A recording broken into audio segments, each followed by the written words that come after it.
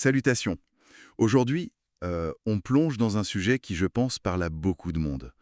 L'infobésité. Ah oui, l'infobésité. Cette impression d'être submergé, quoi. Un flot continu d'informations qui arrivent de partout. C'est ça. Des réseaux comme X, Instagram, TikTok, mais aussi les fils d'actu. On essaye de suivre, mais bon, On se sent vite dépassé. complètement. Alors pour en discuter, on s'est penché sur des éléments d'une formation de Le Repère des CIP. L'idée, c'est de comprendre un peu mieux ce phénomène. Et surtout son impact. Exactement. Son impact sur notre façon de faire de la veille pro, par exemple.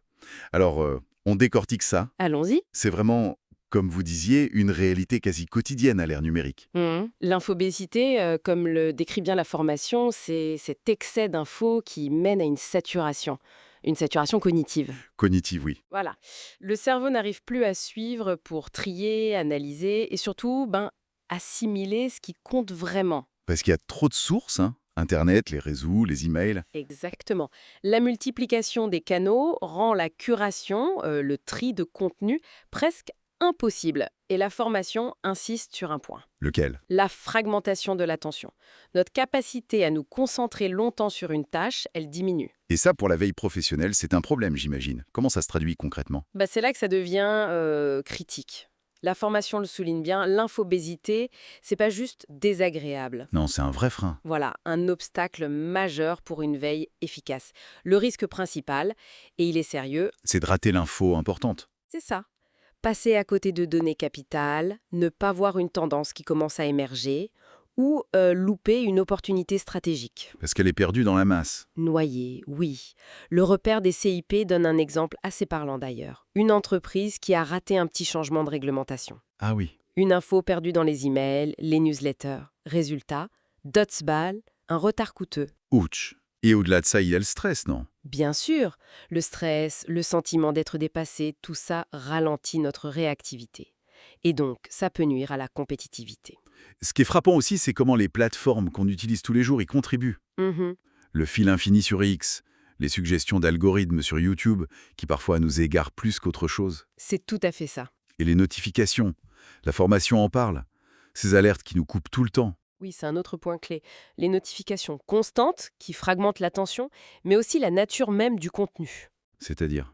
Les contenus redondants, ou pire, contradictoires. Les algorithmes cherchent l'engagement, pas forcément la cohérence ou la pertinence. Ah oui, le vrai du faux. Ça devient compliqué. Très compliqué. Et ça impacte directement la prise de décision. Face à ça, la formation est claire. Il n'y a pas de baguette magique. Il faut agir soi-même. Exactement. Une approche proactive.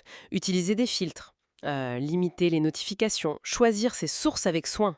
Identifier les sources fiables, en fait. Oui, et pertinente pour soi. Ça peut vouloir dire, et c'est un conseil de la formation, de carrément masquer ou bloquer des sources très populaires, mais qui pour nous apportent peu de valeur. Donc il faut activement gérer ce flux, reprendre un peu la main. C'est ça, il faut une certaine discipline. Vous parliez d'hygiène informationnelle tout à l'heure. Oui, c'est un peu ça. C'est exactement ça. Si on prend un peu de hauteur, la formation suggère que comprendre d'où vient cette infobésité et mettre en place ses propres stratégies, c'est la seule voie. Parce que l'information en soi, c'est une bonne chose. Bien sûr, l'abondance d'informations est une opportunité incroyable, mais elle devient une menace pour la productivité, le bien-être, si elle n'est pas maîtrisée. Alors qu'est-ce qu'on retient de tout ça? L'infobésité, c'est pas juste un mot à la mode, Non, c'est un vrai défi. un défi central de notre époque numérique qui touche notre façon de nous informer, de travailler. Des stratégies existent, Filtrer, choisir, limiter. mais ça demande un effort conscient, une réflexion sur nos habitudes. Tout à fait. Et ça soulève peut-être une question qui va un peu au-delà de ce qu'on a vu, Oui, au-delà des stratégies de chacun. Est-ce que notre environnement numérique lui-même ne pourrait pas évoluer? pour nous aider, Oui, pour favoriser une meilleure, disons, une meilleure écologie de l'information.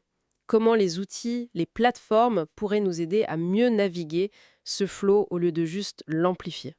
Une question intéressante pour continuer la réflexion. Comment concevoir des outils moins saturants? Voilà, une piste à creuser.